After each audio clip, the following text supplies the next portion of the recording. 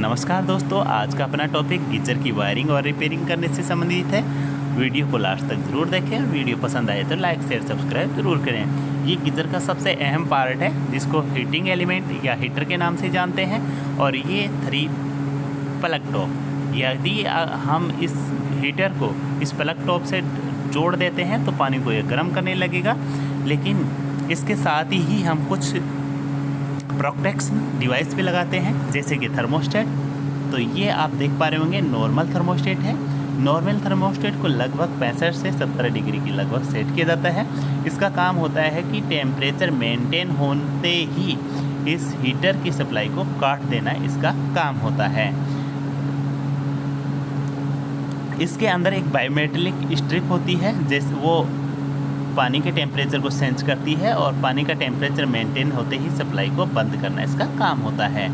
साथ में आप दूसरा एक थर्मोस्टेट और देख पा रहे होंगे, इसको बोलते हैं ऑटो कट ऑफ थर्मोस्टेट, यानी कि ये भी एक प्रोटेक्शन डिवाइस है। इसको OLP भी बोल सकते हैं अपन। और इसका काम होता है कि मान लीजिए आपका नॉर्मल थर्मोस्टेट का टेम्परेचर आपने 60 से 65 डिग्री पर सेट कर रखा है और वो किसी कारणवश नहीं काट पाता है सप्लाई को। उस टाइम पे हीटिंग एलिमेंट पे लगातार सप्लाई जाती रहेगी।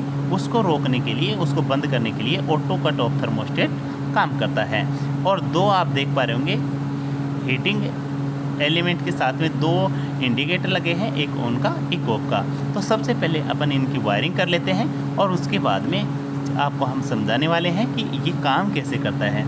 तो आप देख पा रहे होंगे सबसे पहले जो L पिन है उसको कट ऑफ थर्मोस्टेट के, ऑटो कट ऑफ थर्मोस्टेट के किसी भी एक टर्मिनल पे कनेक्ट कर देते हैं और इसके आउट से उठा के नॉर्मल वाले थर्मोस्टेट के साथ किसी भी एक साइड में कनेक्ट कर देते हैं। और नॉर्मल वाले की दूसरी छोर को अपन हीटर के किसी भी एक टर्मिनल पे कनेक्ट कर देते हैं।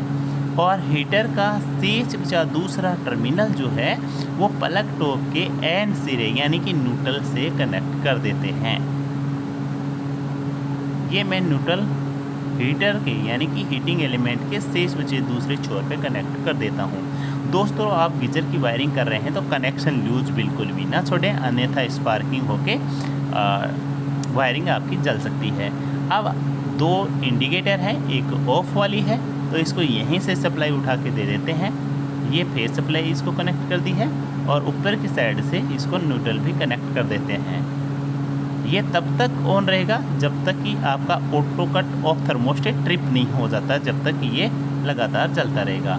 और ये दूसरा जो इंडिकेटर है इसको सप्लाई यहाँ से देते हैं और ऊपर की साइड से न्यूट्रल कनेक्ट कर देते हैं। ये तब तक ऑन रहेगा जब तक आपका thermostat, normal thermostat cut off नहीं हो जाता है, तब तक ये लगातार चलता रहेगा। और ये आप प्लग टॉप में मोटे वाला जो पिन है ये देख पा रहे होंगे, ये अर्थिंग का है।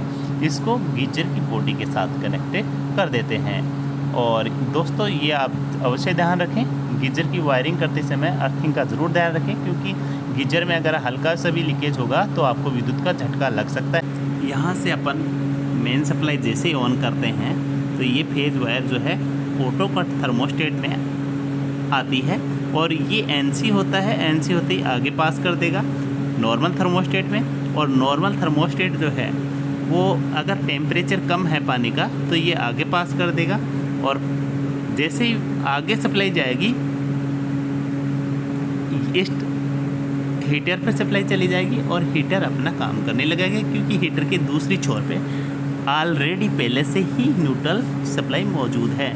लेकिन नॉर्मल थर्मोस्टेट को पता लगा अगर पानी का टेम्परेचर अगर ज़्यादा है, 65 से ज़्यादा है, तो यह सप्लाई को बाधित कर देगा, सप्लाई को काट देगा, जिससे अपना हीटर पे किसी प्रकार की कोई सप्लाई नहीं जाएगी और हीटर ऑन का इंडिकेशन भी बंद हो जाएगा।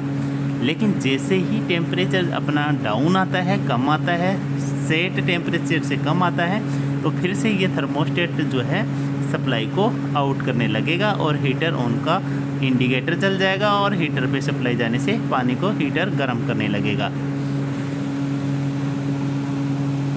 और अपना ऑटो कट जो थर्मोस्टेट है वो जब काम करेगा जब अपना नॉर्मल थर्मोस्टेट अगर मान लो डायरेक्ट हो जाता है, चिपक जाता है और वो पानी को सेंस नहीं कर पाता है, उस टाइम पे टेम्परेचर 90-100 की ओर जाने लगेगा। तो उस टाइम पे क्या होगा, अपना जो गीजर है उसका टैंक फट सकता है तो उस टाइम पे ये ऑटो कट ऑफ थर्मोस्टेट जो है अपने आप को ट्रिप करवा देता है, और जैसे ही ट्रिप हो जाता है तो सप्लाई आगे पास नहीं होगी, जिससे पानी ज़्यादा गर्म नहीं होगा और उससे हीटर और गीजर का टैंक फटने से बच जाता है। उस टाइम पे अपना हीटर ऑफ का इंडिकेशन आपका ऑफ हो जाएगा। अगर आपको दोबारा से इसको चलाना है तो अपन गीजर का नीचे का ढक्कन खोल के, और ये ऑटो कट ऑफ थर्मोस्टेट जो होता है इसमें एक रेड कलर की एक नॉब होती है, उसको दोबारा से प्रेस करके इसको रीसेट कर सकते हैं। उससे आपका हीटर दोबारा से काम करने लगेगा। अब बारी आती है हीटिंग एलिमेंट को टेस्टिंग की। तो इसके लिए एक मल्टीमीटर लिया है और मल्टीमीटर को करते हैं रजिस्टेंस मोड पे, इसको सेट कर देते हैं। इसकी जो घूमने वाली नॉब है उससे इसको घुमा के रजिस्टेंस मोड पे, कंटिन्यूटी मोड पे सेट कर लेते हैं। और ये हीटर जो है इसके दोनों टर्मिनलों पे लगा के इसकी टेस्टिंग करते हैं। यदि इसकी वैल्यू जो है, मैं 1500 से 2000 वाट की जो गीजर हैं उनकी टेस्टिंग की बात कर रहा हूँ, तो उनमें लगभग इनका रजिस्टेंस जो है 50 से 100 ओम के बीच में आना चाहिए। अगर ये 50 से 100 ओम से बहुत ज़्यादा है, यानी कि मेगा ओम में दिखा रहा है या ओपन दिखा रहा है, तो उस टाइम पर ये ओपन माना जाएगा, यानी ख़राब माना जाएगा। और ये अगर 0 दिखाए इसका रजिस्टेंस तो ये शॉर्ट सर्किट माना जाएगा। ये आपका जो ऐसे ही हम इस थर्मोस्टेट की भी जांच कर सकते हैं मल्टीमीटर से। मल्टीमीटर की प्रोड को अपन कंटिन्यूटी मोड पे सेट करके और दोनों छोर पे लगा के देखेंगे। अगर कंटिन्यूटी आती है तो ये थर्मोस्टेट सही माना जाएगा। अगर आपके पास मल्टीमीटर नहीं है तो थर्मोस्टेट के एक किसी भी साइड के टर्मिनल को तो वायर से कनेक्ट करके, ये जो सॉकेट देख रहे हो हैं, इस एक सॉकेट में जहाँ पे फेज आया हुआ है वहाँ पे कनेक्ट कर देंगे एक वायर, और दूसरी साइड में अपना टेस्टर जो है, टेस्टर यहाँ लगा के देखेंगे।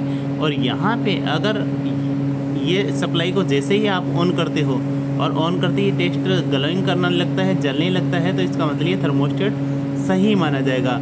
और अगर ये थर्मोस्टेट इन टेस्टर को इन साइड में लगाते हैं, टेस्टर जलता है, लेकिन आउट साइड में टेस्टर लगाने पर नहीं जलता है, तो उस टाइम पे आपका जो थर्मोस्टेट है वो ओपन हो चुका है, इसको बदलने की ज़रूरत है आपको। तो ये मार्केट से आसानी से 50-60 रुपये मिल जाता है, और इसको आप आसानी से इसको आप बदल सकते हैं।